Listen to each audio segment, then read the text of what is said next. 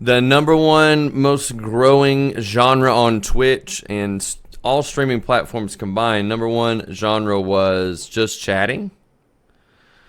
And I do know if you spend any amount of time on YouTube, I know myself, the majority of the content that I consume in my car or on YouTube is podcasts. I love podcasts. I listen to podcasts to learn things. I have a couple of church podcasts that I listen to, some pastors that I respect. Most notably, Mars Hill Church. Well, it's not Mars Hill anymore. But anyways, Pastor Mark Driscoll. I listen to his podcast. All of his sermons have always been made available in the digital space. So I have consumed them because where he pastors is across the country. I can't go to his church service. And so there have been a few individuals, there's been a few churches that early on caught on to the streaming thing, caught on to the digital space, I should say. Not necessarily the streaming thing, but the digital space.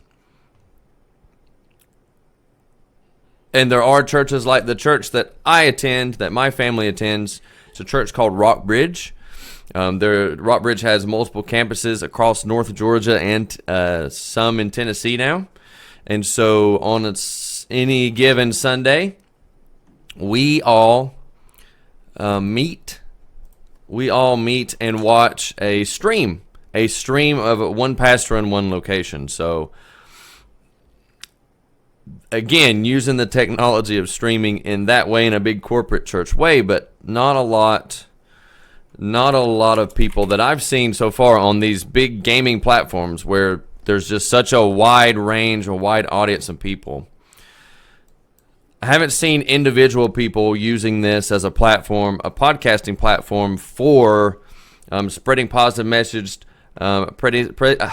spreading the gospel, I should say, talking about God, talking about Jesus, or anything like that, for people that are interested or people that want to know or people that need to know.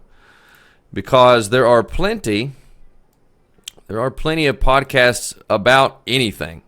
That's one thing about podcasts. I know that I listen to a lot of the comedians that I listen to. The majority of the time I listen to them on podcasts. There's comedians that I like that I don't even like their stand-up. I just like their live format podcast. I'm sure all of you here, I know Shades is aware, and Cameron is aware of Joe Rogan podcast. That dude talks about anything and everything.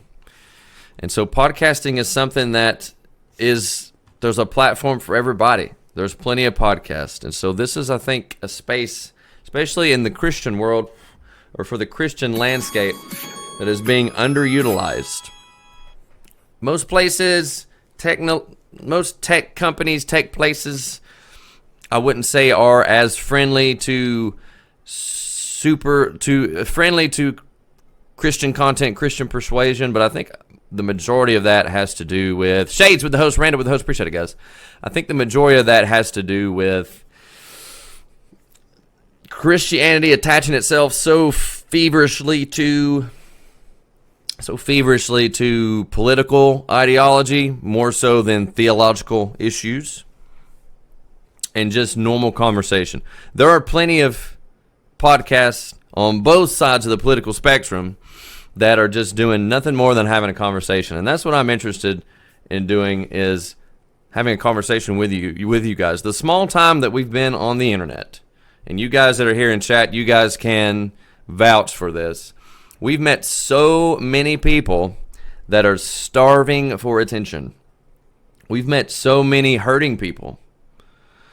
Shades, no, you're fine, buddy. Don't worry about all that. The notifications, all that, I'm not going to turn those off. They're not.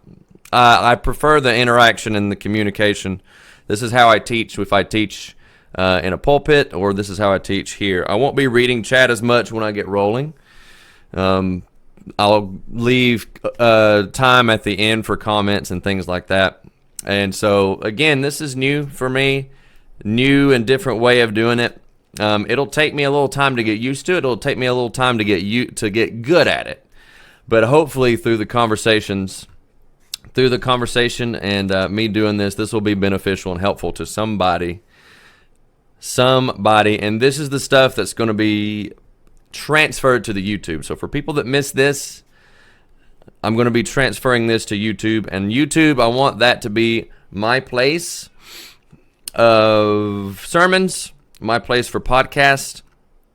Because if there is any platform that I think needs way more positivity, YouTube would definitely be it. So the short time we've done YouTube, what have we learned? Well, we've learned that a lot of younger people, I'm going to say younger people, I'm not going to go like Copa.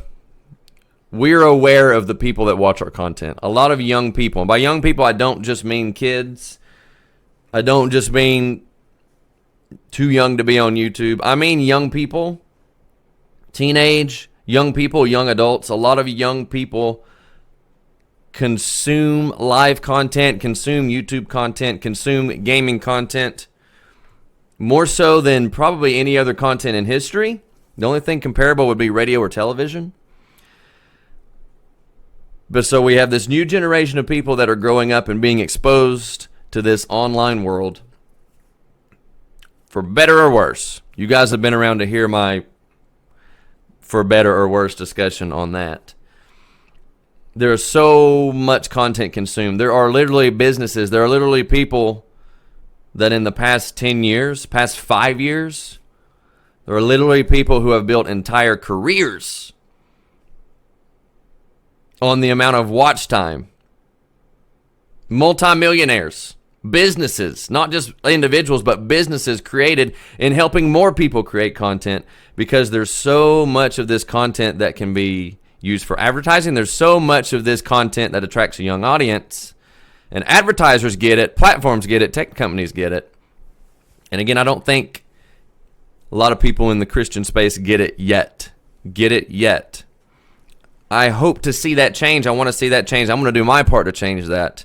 Because such a powerful platform, if it isn't balanced by a lot of different viewpoints, and yeah, I'm 100% balanced to the Christian viewpoint, but if there aren't, at the very least, some more positive influences on this online media, I don't want to see what the internet or what live streams look like in another 10 years or another 20 years. I don't want to see what those look like.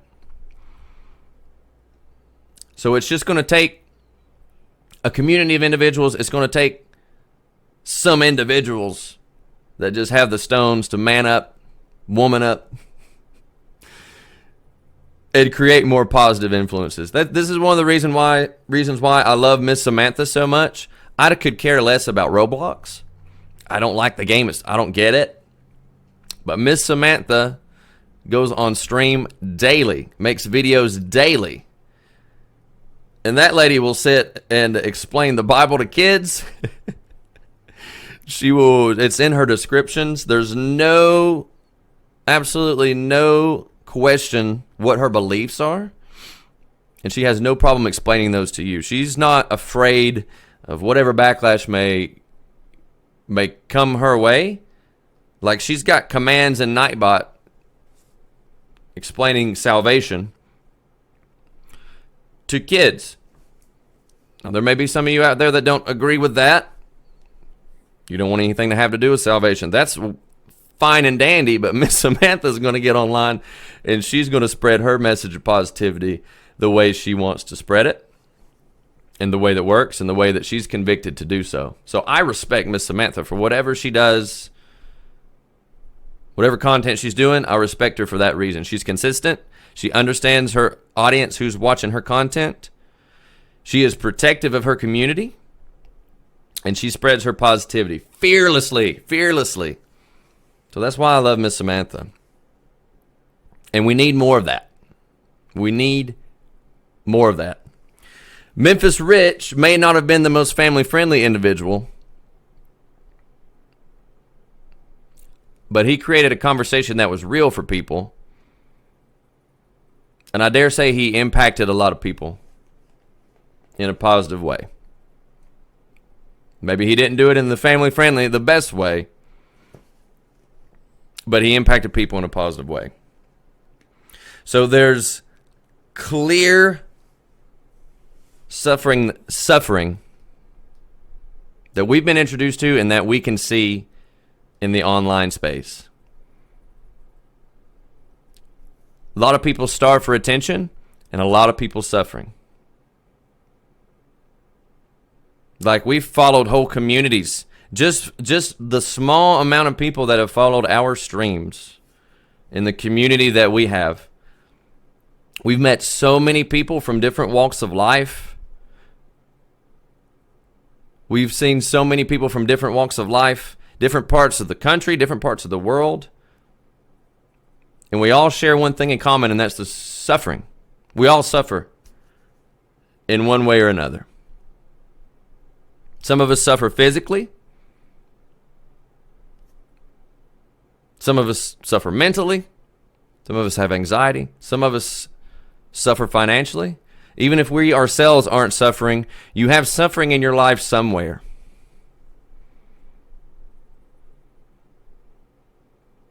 You know somebody in your life that's suffering. Suffering, if it's not a part of your life now, it will be. And your suffering will define your life, for better or for worse. And so that's when I started working on this message that I want to share with you guys today. A message of the holidays, because around the holidays, more than any other time of year, especially around the holidays, suffering bubbles up into such a palpable and obvious problem. And this real story of Christmas, the actual meaning of Christmas, is the story of suffering. So I'm going to share a passage with you guys. I'm going to share my notes, my scriptures that I'm using for anybody that is interested in that. And we're going to be bouncing around some different scriptures. But I promise we'll hone in on a point eventually. Promise it'll make sense. And hopefully it'll give a better understanding of Christmas and why Christmas is such a big deal for Christians and non-Christians. Regardless of your beliefs, hopefully I can help explain why Christmas is such a big deal.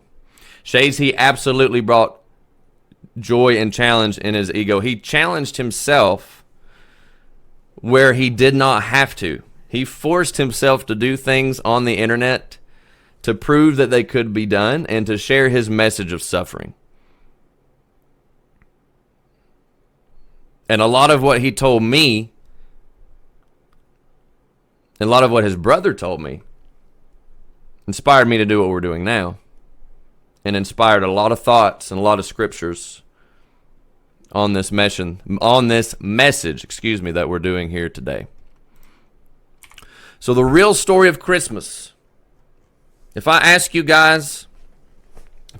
you guys what Christmas means to you, what the story of Christmas is, regardless of what you believe, regardless of if you believe in God or not, regardless of your religion, if you have an internet connection and you're able to watch my content, more often than not, probably you're going to know the story of Christmas as it relates to the Christian faith. You're probably going to at least have heard the story of Jesus in the manger. And so this time of year, we have the cutie cute movies like The Star. We watched a few times with my family. You have the nativity scenes. You have the wise men, the manger, baby Jesus, Mary, Joseph, animals. You have all these things that explain a celebration that has gone on for even before Christmas. People were celebrating Christmas before Christmas happened. So we're aware of Christmas. It's lights, it's giving, it's Christmas trees, it's time with family, it's all these things, all these positive things, bright, colorful lights. It's the most wonderful time of year, and yet more people commit suicide around the holidays than any other time of year. Why? Why? Why is it such a big deal? And if it is the most wonderful time of year, then why would people do that? I said before that we all have something in common, and we do. We all have suffering. But your perspective of your suffering and who you choose to suffer with greatly will impact the course of your life, whether it be for good or whether it be for bad. And regardless of your beliefs, regardless of who you believe in, what you believe in, you can't escape that truth. That suffering will absolutely define who you are, how you view your life, and what you do with it. Shades, he absolutely challenged all of us to get off of our high horse. He spoke hateful messages to me that were hard truths, hard to understand, hard to deal with. But people that suffer a tremendous amount, Shades, I believe hold keys and hold lessons of wisdom and understanding that only people that suffer a great deal could ever understand. That's one of the reasons why I valued listening to Rich so much, and that's one of the reasons why I love Randa Panda so much. Both of them suffer, Shades, very physically. We're going to read a story about a lady that suffered physically as well. Both of them suffer a tremendous amount physically, and because of that, they understand things of God's character, Shades, and they understand things about His grace and things about what's true and what we're going to read about in this message later. They know more about those things than I'll ever understand because I don't suffer. But it's the perspective that they have on suffering, Shades. It's the perspective they have on suffering that's the game changer. Because I can speak confidently for both Rich and Randa. I know what their perspective on suffering is. And this is their testimony. There's a churchy word that I don't like using because it's not often explained very well. But this story here today, this message today, is the story of all of us.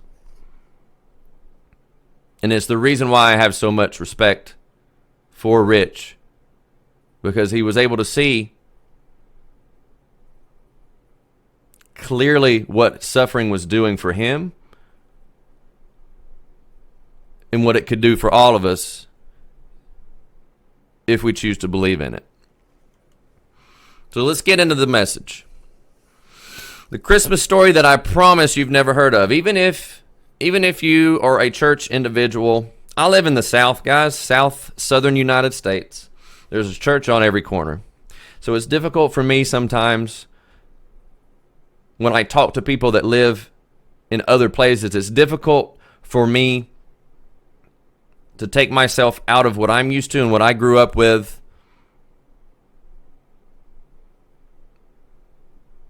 and sort of understand where other people are coming from and where other people, what knowledge they have.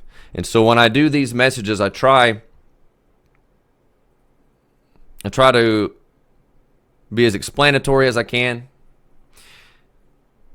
for everybody. Regardless of your knowledge of the Bible, regardless of how much time you spent in church, how much time you know about the Bible or not, how much time you believe the Bible or not, I bet you haven't heard about this lady. So we're going to pick up the story, a true Christmas story about a lady that you guys have probably never heard of. This is Mark chapter 5. There's more than one account of this lady, but both accounts do not name this lady. This lady is not an important figure of history, according to the writers that put this down. This lady is just a normal lady, just like me. Not a lady, I'm a man, but you get what I'm trying to say. A normal person. And her name in this story was not important. So this isn't a big figure of the Bible, a big person that we put on felt sheets and we teach in Sunday school. This isn't somebody you're going to see a book about on a bookshelf with a picture. You're not going to see this individual on the History Channel around Christmas time. No, this is just an average, normal lady who's suffering just like we are. And Mark 5:24 says, so Jesus went with him, and a large crowd was following and pressing against him. You guys have got to understand. I encourage you guys, if you're interested in this story, to read the whole thing for yourself. Read the chapters for yourself. Get the backstory. I'm going to do my best to explain what's going on historically and what's going on in the story. But I urge you guys, don't just take my word for it. Look it up for yourself. Mark chapter 5. So Jesus went with him. At this time, Jesus was doing stuff. He was busy. When this lady enters the story, Jesus was busy doing other things. He was on a mission for somebody else doing something else. He was busy. So he had other things to do. And a large crowd was following and pressing against him. This is the time where Jesus was like the super magician. Jesus was doing magic tricks. He was feeding people by 5,000s. He was casting out demons into pigs over cliffs, crazy stuff. So this is the time where people were all about magical Jesus. They were following him around by the thousands. So many people pressed up against him that people had a hard time getting to him. Jesus was trying to get somewhere else to help a sick girl when the lady enters the story. The story, according to Mark, says a woman suffering, we all suffer, a woman suffering from bleeding for 12 years had endured much under many doctors. She had spent everything she had and was not helped at all. On the contrary, she became worse. Definitely a Christmas story you guys have never heard, but a Christmas story that I think more of us relate with. This lady was suffering and bleeding for 12 years. There's people that speculate what condition she may have. I don't think the condition itself matters as much as what happens historically and what the scripture here says. She was suffering for 12 years. She had endured much under many doctors. She's done all the doctor visits. She's been to all the same doctor visits that I've been with Miranda. She's been to all the same doctor visits that Rich went himself. She spent everything that she had and then was not helped at all. On the contrary, all of that work that she did, all that money she spent, she was worse. So Christmas for this lady was not the most wonderful time of year. Christmas for this lady wasn't going to churches and watching Christmas plays. No. Because the law for the area that this lady was at, for where Jesus was historically in this story, it was illegal for this lady to be in public because she was considered unclean. It was illegal for her to be where she's about to be in this story. She could have been put to death because she was unclean. No fault of her own. But the law said somebody that's unclean can't be around people because they'll make them unclean. So there was no Christmas parties for this lady. There's no work Christmas parties. There's no gift exchanges. There's no sales at Walmart. There's no Christmas plays. None of that. A lonely Christmas. Lonely Christmas is, plural. This lady had been suffering for 12 years. And so her Christmases probably look like a lot of our Christmases, if we're honest. And I don't know what it is about the holidays that bring all this stuff to light. I think it really is because Christmas, more than any other time of year, is a time of forced reflection. Because all throughout the year, we can make ourselves busy, we can work. We have all these things going on with kids and school, our own jobs. We can keep ourselves busy enough to ignore the suffering that we have and what it's doing to us. But when it's Christmas, I know specifically for the area of the country that I live, typically the holidays, typically Christmas time, that's typically when people are laid off of work. So take physical illnesses, family problems, and couple that with work problems around the most wonderful time of year when everything's about getting gifts and providing for families, and you can start to understand why more people kill themselves around Christmas than any other time of year. Because here's the thing. Because suffering without God, I'm going to get real simple with you guys. Suffering without God is just suffering. The story of this lady that we have read up to this point is nothing but suffering. Doctor visits, suffering. Christmas, suffering. Birthday, suffering. Nothing but suffering. You don't have to take my word for it. You don't have to believe in God at all to understand what suffering means and what suffering is absent from God. It's just suffering. Suffering without Jesus is nothing but suffering. Suffering with Jesus, we're going to get there. If you want a biblical account of what suffering means without God, what suffering is without God, the book of Ecclesiastes gives us a little bit of a clue. The book of Ecclesiastes was written by Solomon. It says so here, the words of the teacher, son of David, king in Jerusalem. Solomon, we're told from the Bible, and there are some historical accounts that back this up as well. Solomon, if you do believe the Bible, was the second wisest person ever, second only to Jesus. He prayed to God for wisdom. God gave it to him. And the book of Ecclesiastes is a book all about suffering. And it was an experiment done by Solomon to understand the meaning of life. But I think more importantly, it's the only book of the Bible where God is quiet. Every other book of the Bible, it's prophets talking to God, people talking to God, God talking to people. Ecclesiastes is nothing more than Solomon talking to himself. It's a book absent of God, which is why the tone is pretty much summed up in the first two verses. Ecclesiastes 1, the heading says, everything is futile. The words of the teacher, son of David, king in Jerusalem. Absolute futility, says the teacher. Absolute futility. Everything is futile. What does a man gain for all his efforts that he labors at under the sun? Nothing. Because suffering without Jesus is just suffering. Because let's go back up to our lady we just got introduced to, our nameless lady. All of her efforts under the sun, she spent all she had. She went to many doctors and was not helped at all. On the contrary, she became worse. Meaningless. Randa, you make a very good point, and we're getting there.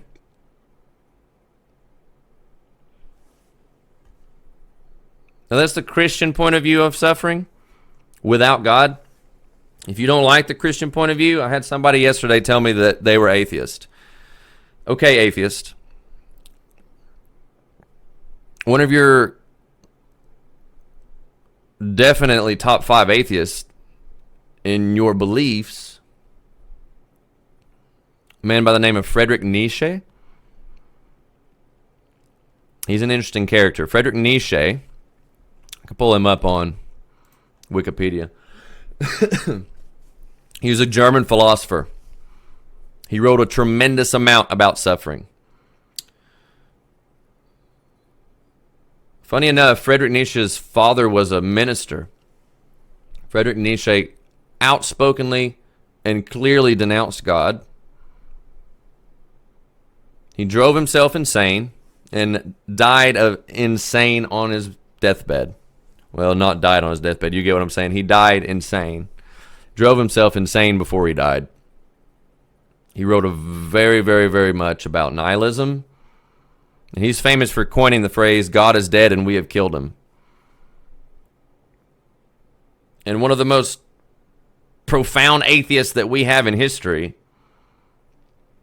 even he admitted that a world devoid of God, which he predicted, oddly enough, a world devoid of God, because science had no need for God. He wrote that man had evolved beyond the need of a God. That's what he believed. But even he admitted that a world devoid of God, however you view God, a world devoid of God was a terrible world because it was nothing more than suffering. Frederick Neich went on to predict the first two world wars, the only two world wars. He predicted that they would be the bloodiest in history, and indeed they were, because in the span of 50 years, more people died in those two wars than any other war in history combined. Any other religious conflict from any religion. More people than the Crusades, more people than Christians killed, more people than Muslims killed, anybody. Science and the belief that God was dead and we didn't need him, suffering without God, it was just that, just suffering. So you don't have to take my word for it. Look it up for yourself. So our first option on our perspective, just like Randa's talking about in chat, our first option to deal with the suffering in our lives is to suffer without Jesus. We're all free to do that. You don't have to believe God. You don't have to believe Jesus. You don't have to believe the Christmas story. You can absolutely suffer on your own. And if you believe what Frederick Neich said, if you believe what Solomon said, it doesn't mean anything. Because suffering without God is not suffering at all. Just like Randa said. So that's option one. Let's keep reading our story about the lady, okay? We're back to Mark chapter 5. Sorry I said I was going to jump around. I've tried to put in the notes as much as possible. This is back to Mark 5. Having heard about Jesus. This is after we just read, okay? She wasn't helped. She became worse. The next verse, having heard about Jesus. Oh, she must have heard the Christmas story. Something clicked in this lady when she heard the Christmas story. Having heard about Jesus, the manger, the virgin birth, the miracles, all the things, not just what he'd been doing to the miracles. No, this lady had been hearing about the Christmas story for a long time. People have been celebrating Christmas since before Christmas happened, guys. Isaiah 7, verse number 14 says, therefore the Lord himself will give you a sign. The virgin will conceive, have a son, and name him Emmanuel. And what does Emmanuel mean? God with us. This lady heard the Christmas story. She heard that Jesus was in town. So having heard about Jesus, she came behind him in the crowd and touched his robe.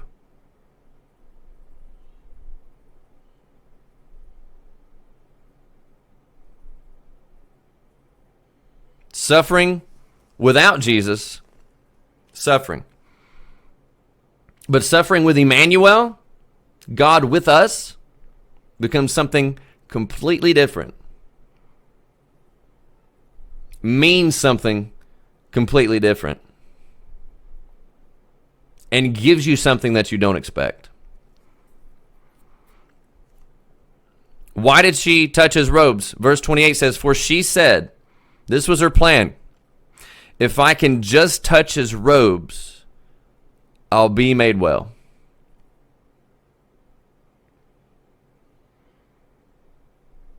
This lady had done everything that she knew to do on her own.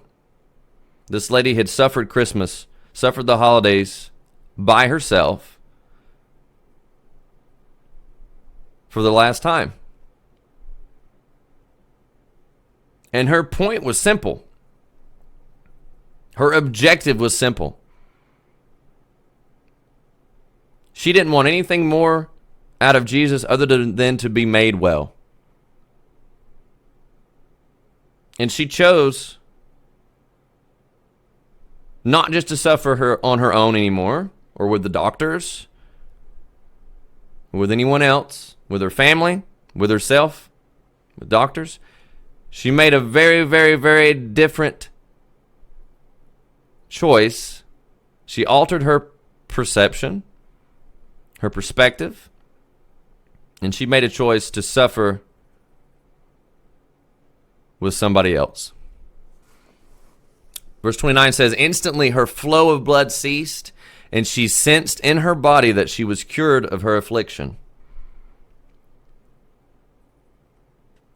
Most of us, most Christians, stop at this verse, and they stop here. And more often than not, the Christmas story stops with this very simple thing. That Jesus can heal you from your sins, can save you from your sins, and once you do that, you're good.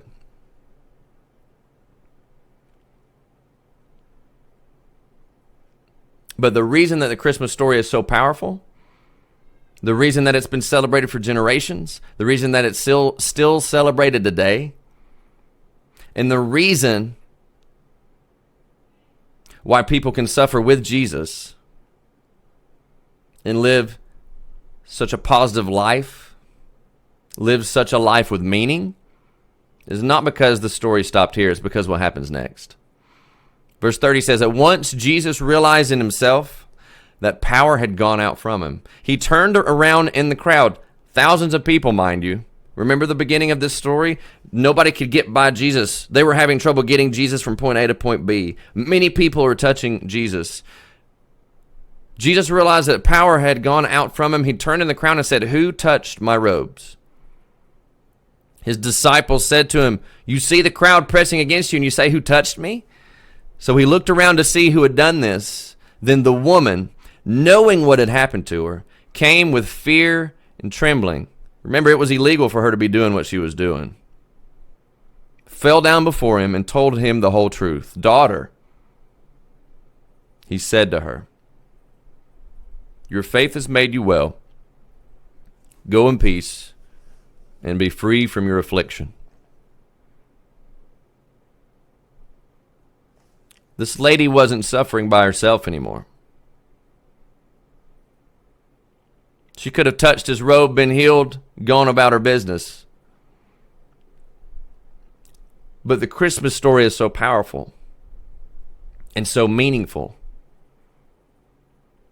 Not because she was healed, but because Jesus stopped. Because Emmanuel stopped. And now the lady wasn't suffering on her own anymore. She was suffering with God. She wasn't just healed. Now she had a purpose. Her suffering had a purpose. And she had no shame. Because again, you got to understand, this lady wasn't supposed to be where she was. Jesus' reputation had just as much at stake by acknowledging this woman than she did by being there. If the crowd turned to the woman and killed her, they would have lawfully been able to do so. The cultural implications of this message are so much more powerful. Because Jesus made a point to stop, acknowledge this woman, and let her know that she wasn't suffering anymore. So when we heard stories from Memphis Rich close to the time that he died, when we hear people that go to church speaking and singing and praising God for this time of year. When we go to church and we do Christmas plays, or we see Christmas plays, when we see the nativity scene,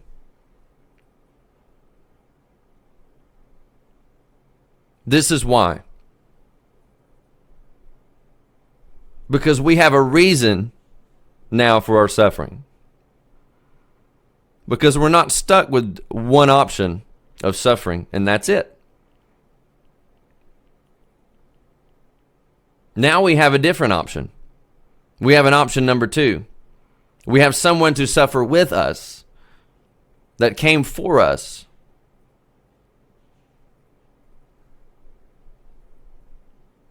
So that we don't have to do it on our own. Psalms 119:71 says, "It was good for me to be afflicted so that I could learn your statutes." It was good for me to suffer because I could learn your statutes. Jesus said to this lady, "Your faith has made you well. Go in peace and be free from your affliction." The lady may not have gone to see Jesus had she not been suffering. We may not learn the lessons that we need to learn in life without our suffering. But more importantly, 1 Peter verse number 6 says, "You rejoice in this, though for now a short time you have had to struggle in various trials, so that the genuineness of your faith, more valuable than gold, which perishes though refined by fire, may result in praise, glory, and honor at the revelation of Jesus Christ. You love him, though you have not seen him.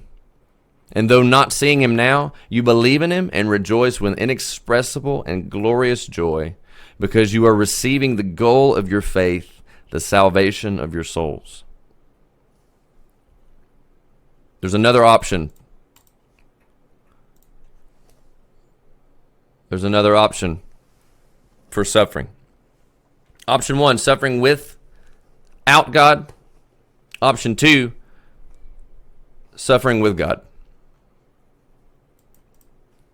So the Christmas story, as long as it is, with as many details as there are, many exciting things that you can read, many things that we've all heard, that we've all grown up hearing, or that we've at least heard of. Very exciting story. It can be summed up very easily in this way. John 3:16. One of the cornerstone verses that Christians learn when they grow up, that we teach other people, that my daughter is learning to recite now. It's the Christmas story. John 3:16, "For God so loved the world in this way. He gave his one and only Son, so that everyone who believes in him will not perish but have eternal life." The next verse, because a lot of people stop there. The next verse, "For God did not send his Son into the world that he might condemn the world, but that the world might be saved through him. Anyone that believes in him is not condemned, but anyone who does not believe is already condemned, because he has not believed in the name of the one and only Son of God."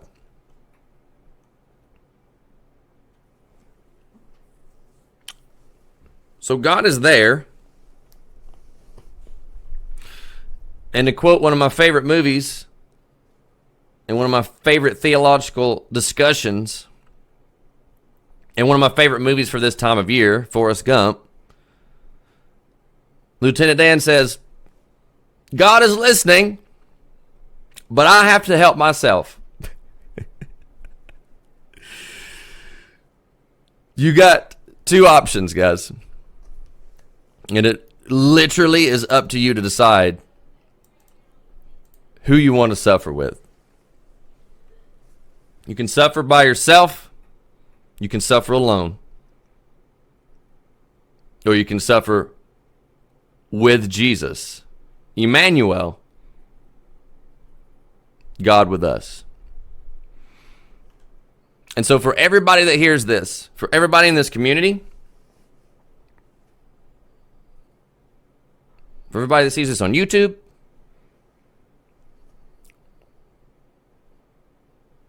I bet you guys are suffering. And I pray that you guys understand that you don't have to. You don't have to suffer alone. We just celebrated Christmas because God came down to suffer with us, to suffer for us, to die for us, so that he could save us. And regardless of if you believe that or not,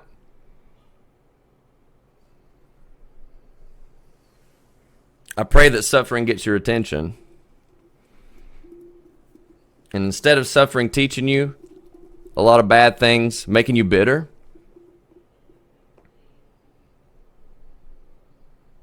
and changing the course of your life for the worst, I pray that one day you understand and you find